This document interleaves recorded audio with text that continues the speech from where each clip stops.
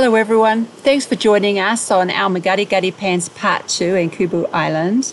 We camp again out on the pans and I make some Makgadikgadi pancakes. Graydon does a little juggling, has a little juggling act going for our entertainment, and then he takes a little bush shower. So we had lots of fun. We had to cross the grasslands for a period of time to go between Ntwetwe Pan and across to Nata Pan. Nata Pan was quite a bit more moist, I would say. There was a lot more like dark black tracks to drive through and a bit more sinky, so I had more concerns there, but we did find a hard spot to camp in. But the other problem that we had was the sound for some reason hasn't come out on this particular GoPro, so you're going to hear a lot more voiceovers for this little episode.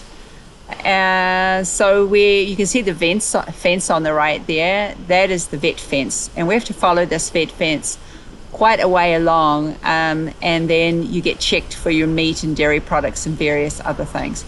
And then finally, when you pass that, get off all of the grasslands, which were, you know, more 4x4 driving, then you're back out on the Nata Pan.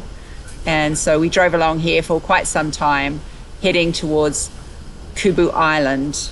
You can see that this is that black sand I was talking about. As we were driving along, it would go through patches of being very white and then being very dark and a little bit soft and then a little bit harder. So we just had to, I just had to be a bit more careful and stay on the main tracks and not go off roaming around.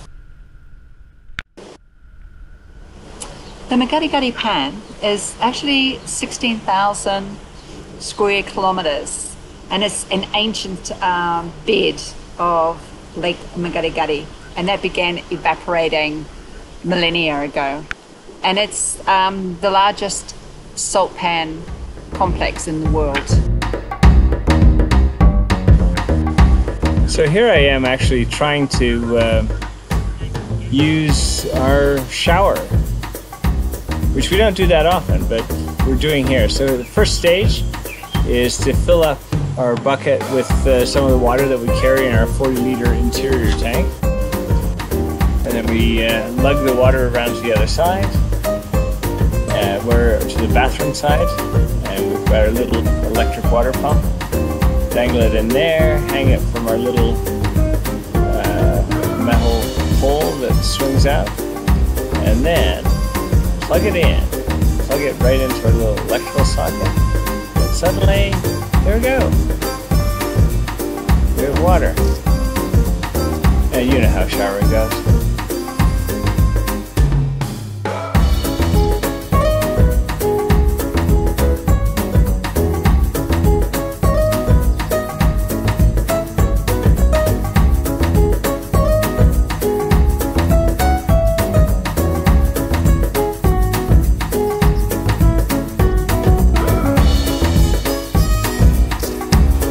So after all of that dusty driving, we made a good campsite on another part of the pan behind Kubu Island, and I think it was time for some pancakes.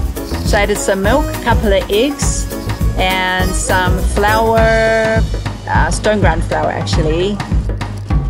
So I think I put in roughly 2 cups of flour, 2.5 to 3 teaspoons of baking powder, and whip them up with 2 forks because I don't have a whisk. It seemed to work quite well. And then it was time to put them on the pan. And taste test is from Graydon. So here I am about to try the Makgadikgadi pancakes. Take a big bite. Oh yeah, man, they taste good. Such a treat.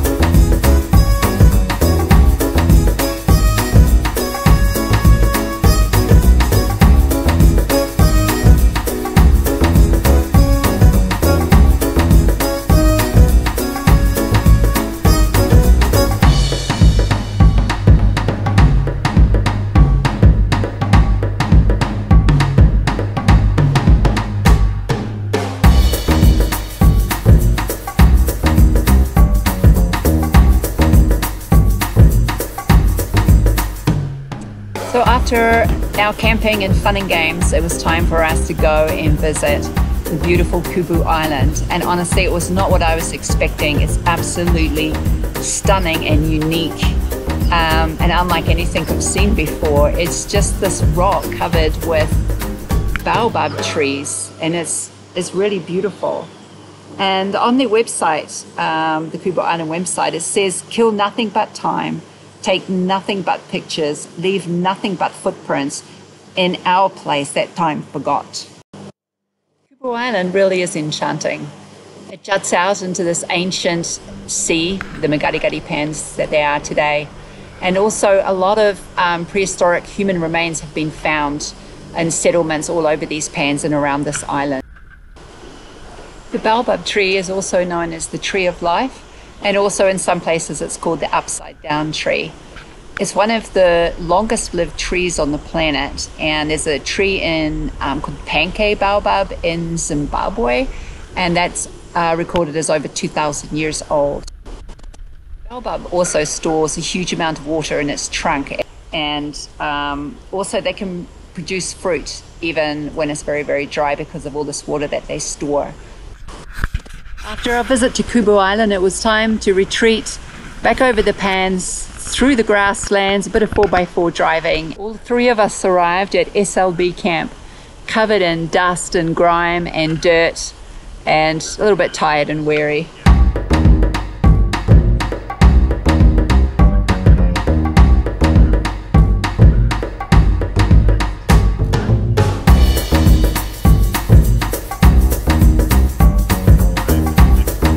And we are covered in dust. We are covered in dust. And we're now at SLB camp, and so we're about to unpack. We're out here for the camp. Really cool campsite. They've got like stuff. Down here, they're all covered in dust. Show how much dust there is on Stanley, yeah. And look at that. Really good. And also you can see some of the damage here that thorns have done to our side sticker. You can't dodge thorns as well as big potholes. So but just check out the dust here. look at this. Look at the dust on. Yeah. It's just so fine. And there on the ladder, and everything. just choking with dust. What do you think the situation's going to be with your air filter? Dusty. Dusty. Everything is dusty. Thanks for coming along on our Makgadikgadi Pan adventure.